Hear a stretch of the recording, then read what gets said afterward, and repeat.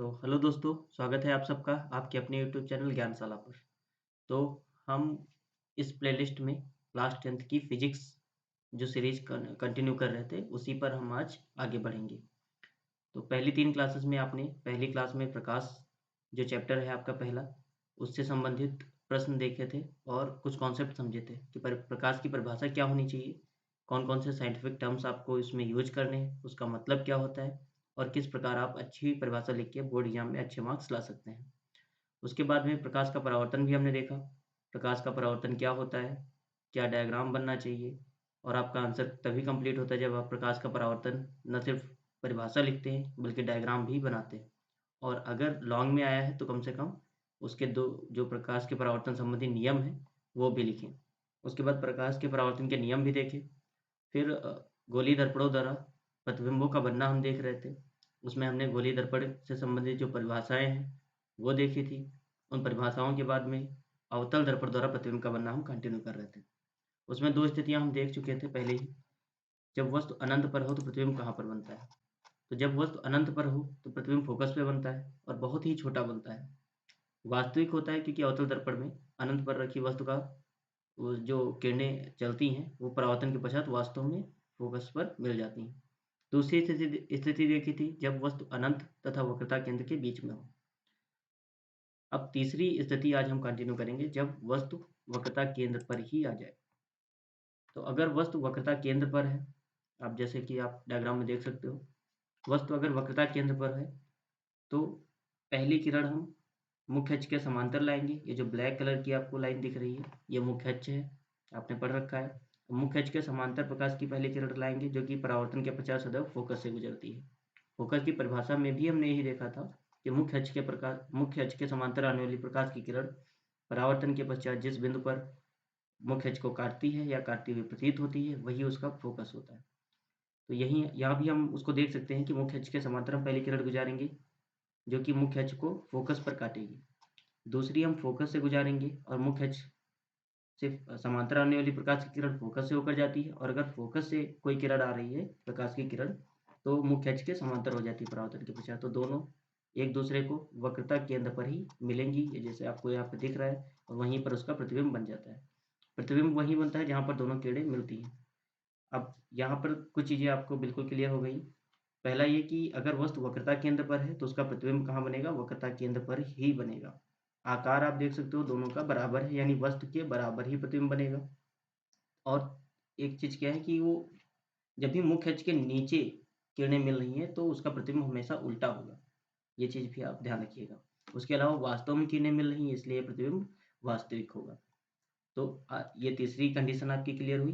पहला हमने देखा था अनंत पर वस्तु हो, दूसरा हमने देखा कि अनंत और वक्रता केंद्र के बीच में हो, थर्ड हम देख रहे हैं वक्रता केंद्र पर ही वस्तु आ जाए, तो प्रतिबिंब भी वक्रता केंद्र पर ही बनेगा।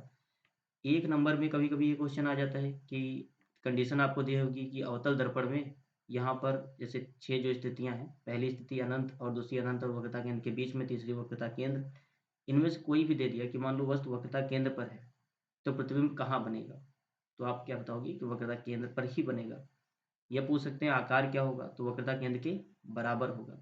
अब यहाँ पर एक टर्न आएगा, वो ये है कि इससे पहले जो कंडीशंस आपने देखी, पहली अनंत और दूसरा अनंत और वक्रता केंद्र के बीच में, इसमें प्रतिबिंब दोनों में छोटा बना, वस्तु से छोटा। थर्ड हमने देखी वक्रता केंद्र पर, अब वस्तु के बराबर प्रतिबिंब हो गया है। अब जब भी इसके बाद वाली जो-जो कंडीशंस हैं, उन सब में प्रतिबिंब वस्तु से बड़ा होगा, जैसे कि हम आगे देखेंगे। तो हमारी चौथी कंडीशन है, जब वस्तु वक्रता केंद्र तथा फोकस के बीच में हो।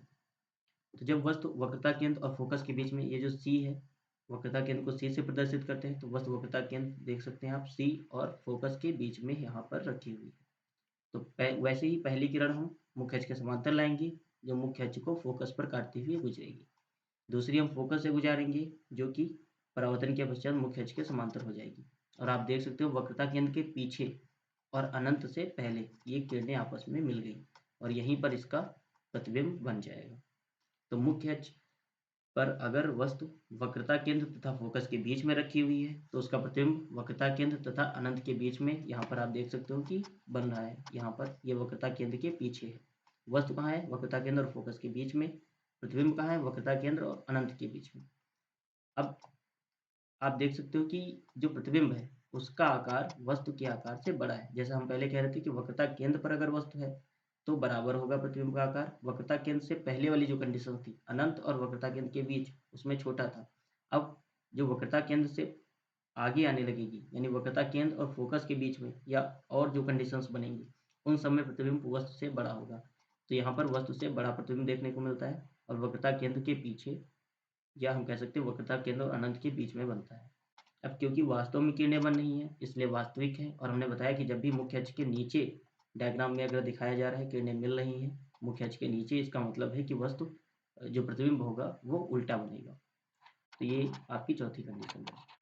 फिर इसके बाद हम अगली कंडीशन पे आते हैं कि जब वस्तु फोकस पे आ जाए। तो हमने याद करिए कि अनंत से स्टार्ट किया था। अनंत में पहली कंडीशन थी, दूसरी अनंत और वक्रता केंद्र के बीच थी, तीसरी कंडीशन वक्रता केंद्र पर, चौथी कंडीशन वक्रता केंद्र और फोकस के बीच में, और पांचवी कंडीशन है जब वस्तु फोकस पे हो। तो ये बहुत ही इंटरेस्टिंग है देखने के लिए। आप अगर देखो कि पहली किरण हम मुख्य अक्ष के समांतर लाएंगे, मुख्य अक्ष के समांतर आने वाली प्रकाश की किरण सदैव फोकस पर काटती हुई मुख्य अक्ष को गुजरती है। एक आपको शायद थर्ड क्लास में मैंने बताया था कि जब स्टार्ट किया था गोली दर्पण से प्रतिबिंब का बनना, कि पहली क्या कंडीशन होती है, तीन ही तरीके होते हैं, उसी से प्रतिबिंब पूरा डिस्कस होता है। पहला ये कि मुख्य अक्ष के समांतर अगर किरण आ रही है तो फोकस से होके जाएगी। दूसरा ये कि अगर फोकस पर आ रही है तो मुख्य अक्ष के समांतर हो जाएगी। और तीसरी ये कि अगर वक्रता केंद्र पर कोई किरण आती है तो वो अपने मार्ग पर बिना विचलित हुए वापस जाएगी, यानी उसका परावर्तन उसी डायरेक्शन में हो जाएगा। जैसे आप देख सकते हो यहाँ पर पहली मुख्य अक्ष के समांतर आ रही है तो फोकस से होकर जा रही है, दूसरी वक्रता केंद्र से होकर जा रही है तो उसका परावर्तन उसी मार्ग में हो रहा है, यानी वापस जा रही है। अब ये दोनों यहाँ पर मिलती हुई नहीं नजर आ रही। कई बार कुछ बच्चों को प्रॉब्लम मतलब कंफ्यूज हो जाते हैं कि ये आपस में यहाँ पर क्यों नहीं मिल रही। मतलब क्या छोटा चित्र है इसलिए बड़ा बनाएंगे तो मिलाएंगे? नहीं, आपको चित्र ऐसा ही बनाना है क्योंकि ये किरणें आप देख रहे हो कि एक दूसरे के पास आ रही हैं पर मिल यहाँ नहीं रही, कहीं अनंत पे जाके मिलेंगी।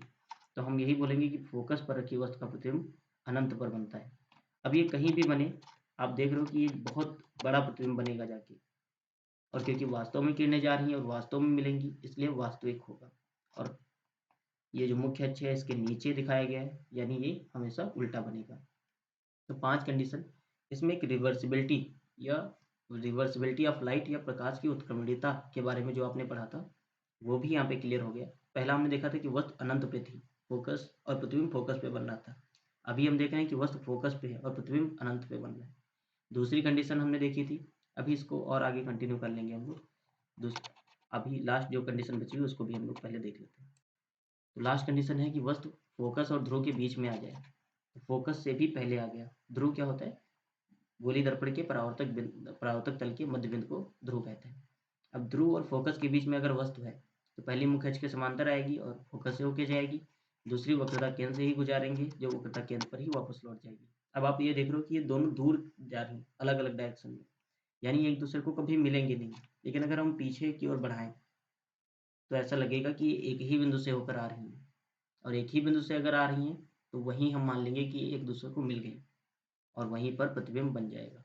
तो इस कंडीशन में आप देख रहे हो प्रतिबिंब दर्पण के पीछे बन रहा है और वास्तव में तो किरणें मिल नहीं रही, इसलिए वास्तविक नहीं होगा, आभासी हो जाएगा। और ये मुख्य अक्ष के ऊपर वाली डायरेक्शन में बना हुआ है। आप देखो बाकी जो थे वो नीचे बने हुए थे इसलिए वो उल्टे थे, ये ऊपर बना हुआ है इसलिए सीधा है और वस्तु से बड़ा है। तो 6 कंडीशन हो गई। यहाँ पर प्रकाश की उत्क्रमणीयता के बारे में जो हम बता रहे थे वो चीज़ भी, वो रूल भी देखने को मिलता है। आप देखो कि वस्तु जब अनंत पे है तो प्रतिबिंब फोकस पे बन रहा है, और वस्तु जब फोकस पे हो जाएगी, वस्तु जब फोकस पे हो जाएगी तो प्रतिबिंब अनंत पे बनेगा। दूसरी कंडीशन हमने देखी थी, वस्तु जो थी वो वक्रता केंद्र और अनंत के बीच में थी, तो प्रतिबिंब वक्रता केंद्र और फोकस के बीच में बन रहा था। अगर वस्तु की कंडीशन बदल जाती है यानी रिवर्स हो जाती है तो प्रतिबिंब की कंडीशन भी रिवर्स हो जाएगी। यहाँ से प्रकाश की उत्क्रमणीयता हमको जानने को मिलती है। आप देखो यहाँ पे वस्तु अनंत पे है, प्रतिबिंब फोकस पे है। यहाँ पे वस्तु फोकस पे है तो प्रतिबिंब अनंत पे हो जाएगा। ऐसे ही अनंत व वक्रता केंद्र के बीच में अगर वस्तु है तो प्रतिबिंब कहाँ बनना है? वक्रता केंद्र और फोकस के बीच में। और अगर वस्तु वक्रता केंद्र और फोकस के बीच में आ जाएगी तो प्रतिबिंब अनंत व वक्रता केंद्र के बीच में आ जाएगा। एक कंडीशन जो बहुत इंपॉर्टेंट है कि वस्तु अगर वक्रता केंद्र पे है तो प्रतिबिंब भी वक्रता केंद्र पर ही बनेगा। स्टार्टिंग की जो 5 कंडीशन है उस सम में जो प्रतिबिंब है वो वास्तविक और उल्टा बनता है। बस ध्यान ये रखना है कि अगर वक्रता केंद्र से पहले है, यानी वक्रता केंद्र और अनंत के बीच में या अनंत पे या वक्रता केंद्र पर, तो वस्तु के बराबर या उससे छोटा बनेगा। अगर वक्रता केंद्र पर है तो बराबर होगा, उससे पहले है तो छोटा होगा। अगर वक्रता केंद्र से आगे आ जाती है वस्तु, यानी फोकस की तरफ बढ़ती है, दर्पण की तरफ बढ़ती है और वक्रता केंद्र से आगे आ जाए तो प्रतिबिंब बड़ा होने लगेगा वस्तु से। लास्ट कंडीशन हम देखें कि वस्तु अगर फोकस और ध्रुव के बीच में है तो दर्पण के पीछे प्रतिबिंब बनना है, आभासी बनना है, सीधा बनना है और वस्तु से बड़ा बनना है। ये चीज़ आप यहाँ से एक समरी के रूप में हम लोग देख चुके हैं। अब ये उत्क्रमणीयता वाला भी आप देख सकते हो कि वस्तु अनंत पे तो प्रतिबिंब फोकस पे। अब फोकस पे अगर वस्तु हो जाएगी तो अनंत पे प्रतिबिंब हो जाएगा। ऐसे ही अनंत और वक्रता केंद्र के बीच में अगर वस्तु है तो प्रतिबिंब बनेगा वक्रता केंद्र और फोकस के बीच में। ऐसे ही अगर वक्रता केंद्र और फोकस के बीच में वस्तु हो जाएगी तो प्रतिबिंब अनंत और वक्रता केंद्र के बीच में बन जाएगा। ऐसे ही वस्तु फोकस पर है तो अनंत, ये हम देख चुके हैं। ये लास्ट कंडीशन फोकस और ध्रुव के बीच में अगर है दर्पण के पीछे बनना है। तो आई थिंक आपको ये सारी चीज़ें क्लियर हो गई होंगी। ये 1 नंबर में भी पूछ लेता है और कई बार लॉन्ग में भी आ जाता है कि इससे आप प्रतिबिंबों का बनना दिखाओ। कंडीशंस दे रखी होंगी, उन कंडीशंस के अकॉर्डिंग आपको दिखाना पड़ेगा वहाँ पे। तो ये सारी चीज़ें क्लियर हो गई होंगी। आगे की क्लास में हम लोग और भी कुछ इम्प्रूव करेंगे प्रेजेंटेशन वगैरह। तो आप लोग जुड़े रहिए और बोर्ड एग्जाम के लिए क्या क्या इंपॉर्टेंट हैं, कैसे कैसे क्वेश्चन आते हैं, ये सब भी हम लोग आगे की क्लासेस में देखेंगे। Thank you.